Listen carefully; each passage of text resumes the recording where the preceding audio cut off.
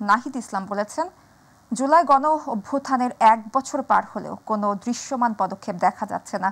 বিচার সংস্কার ও নতুন সংবিধানের মাধ্যমে দেশ পুনর্গঠন করতে হবে। তিনি বলেন, বিচার সংস্কার ও নতুন সংবিধান প্রধান দাবি এদেশের মানুষের।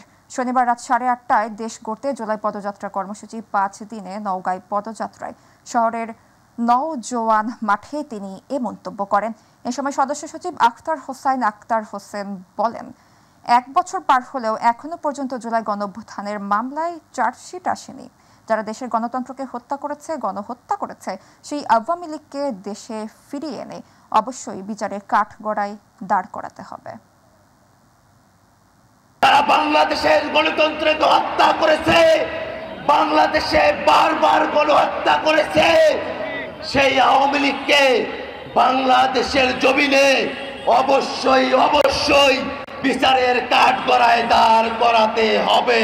যারা এই দেশটাকে ধারণ করে না, তারা এই 24কে বলছে এটা নাকি গন্ডগোল, এটা নাকি আবেগ।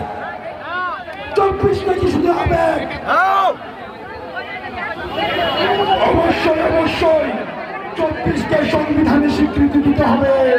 গণ অভ্যুত্থানের মধ্য দিয়ে বাংলাদেশের সাধারণ জনগণ, বাংলাদেশের তরুণ প্রজন্ম বিকল্প নেতৃত্ব হিসেবে গড়ে উঠেছে। আপনাদের কাছে সেই বিকল্প নেতৃত্ব, সেই বিকল্প ইস্তেহার আমরা প্রস্তাবনা করছি।